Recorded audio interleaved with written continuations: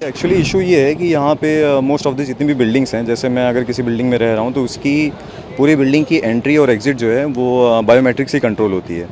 तो उसमें कैसे है कि और हमारा मतलब कंसर्न ये है कि अगर सपोज़ कुछ इमरजेंसी हो जाती है, आग लग जाती है या कैसे भी कुछ कोई भी इमरजेंसी हो जाती है, तो पूरे बिल्डिंग में कोई भी बालकनी नहीं है, कोई बिल्डिंग में कोई भी ऐसी जगह नहीं है कि अगर हम लोग किसी को इमरजेंसी नंबर पे कॉल करते हैं, कोई आता है कि हम लोग को रेस्क्यू कर लो, तो रेस्क्यू करने का उनके पास कोई ऑप्शन नहीं है। क्योंकि इमरजेंसी की वजह से कि अगर वो गेट के पास कोई इमरजेंसी होती है तो हम लोग अगर ऊपर हैं तो हम लोग नीचे आ नहीं सकते, और अगर कोई बाहर है तो वो अंदर आ नहीं सकता क्योंकि बायोमेट्रिक की वजह से वो लॉक हो गया है।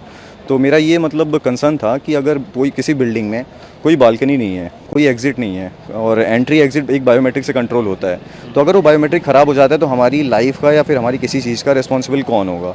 तो वो तो हम लोग सीधा बोल सकते हैं कि जो रेस्क्यू टीम करने आ रही है कि उसने ठीक से काम नहीं किया, बट वो तो ये देखेगी ना कि अगर किसी बिल्डिंग में आए कि हम इसमें जाके बचा कैसे सकते हैं। तो अगर ना बालकनी है ना कुछ है तो उनके पास यही है कि फिर दीवार तोड़ो। तो दीवार तोड़ने में तो फिर जहाँ तक हम लोगों ने इसमें अभी न्यूज़ में सुना कि इसमें 2 या 3 मिनट की वजह से बच्चों की डेथ हो गई। तो दीवार तोड़ने में फिर किसी को रेस्क्यू करके निकालने में तो फिर ये तो मतलब डेथ्स ही हो सकती हैं। तो वही है कि बायोमेट्रिक ऐसा बोलते हैं कि उसके बहुत सारे प्लस पॉइंट्स हैं कि अगर कि आप सेफ़ रहेगा कि उसके अलावा कोई एंट्री नहीं कर सकता, तो उसके फ़ायदे के साथ साथ इतने ज़्यादा नुकसान हैं कि जो कि कभी भी हो सकता है।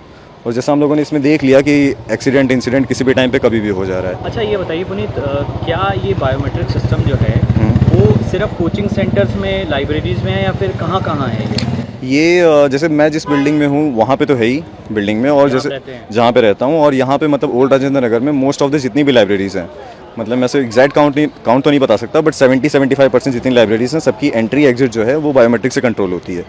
और लाइब्रेरी सारी की सारी बेसमेंट में है। तो अब यहाँ पे बच्चों का ये इशू है कि ये जो बेसमेंट की वजह से हो गया है, तो बच्चे लाइब्रेरी में कैसे जाएँ कि पीजीज वगैरह, रूम्स वगैरह में भी ऐसा? रूम्स में इन द सेंस कि फ्लोर पे है, जैसे पूरी बिल्डिंग की एक ही एंट्री एक ही एग्जिट है वहाँ पे है, तो अगर फ्लोर्स 4 हैं तो एंट्री एग्जिट एक ही हो गया। बट कुछ बिल्डिंग्स हैं जिसमें बालकनी है तो उसमें सेफ़ है कि चलो अगर कुछ हो गया तो बच्चे बालकनी में आ गए या रेस्क्यू हो गया। बट जिस बिल्डिंग में बालकनी नहीं है, कोई भी एग्जिट नहीं है, कोई एंट्री नहीं है, तो उनका फिर क्या होगा?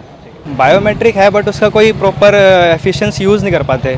फॉर एग्जांपल अगर कोई डिज़ास्टर हुआ, और बेसिकली मैं कई सारी वीडियोस देख रहा था, उसमें कोई भी एक न्यूज़ मतलब एक इन्फॉर्मेशन वो बता नहीं रहा था। जो कल इंसिडेंट हुआ है ना, उसमें मेजर प्रॉब्लम क्या है?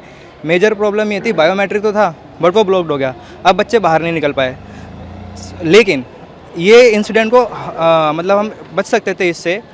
एक प्रॉब्लम ये है कि जो सर्विस लेन है ना, बैक साइड में जितने भी बिल्डिंग्स बड़ी हैं उसमें सर्विस लेन है, वहाँ पे कोई एग्जिट नहीं है। इन केस अगर बायोमेट्रिक तुमने लगा रखा है हमारी सेफ्टी के लिए, वो ठीक है, बट यही हमारी सेफ्टी एक सबसे बड़ा कंसर्न बन गया था इस इंसिडेंट में। तो सबसे पहली चीज़ तो बायोमेट्रिक लगाओ, लेकिन बायोमेट्रिक के साथ साथ उसका एक अल्टरनेटिव भी होना चाहिए। क्यों? क्योंकि बायोमेट्रिक का जो मैग्नेटिक फोर्स है, अब नॉर्मल बंदा धक्का दे के नहीं तोड़ सकता, उसको नहीं कर सकता। तो जब भी कोई डिजास्टर हुआ तो नहीं सामने वाला बंदा अंदर आएगा ना अंदर वाला बंदा बाहर जा सकता, वहीं पे ब्लॉक हो जाते हैं वो। ठीक है, तो बायोमेट्रिक लगाओ, लेकिन साथ में अल्टरनेटिव भी होना चाहिए। बेस्ट अल्टरनेटिव ये है कि जो सर्विस लेने या जो बैक साइड है बिल्डिंग का, वहाँ पे एक ना एक तो एग्जिट पॉइंट होना ही चाहिए।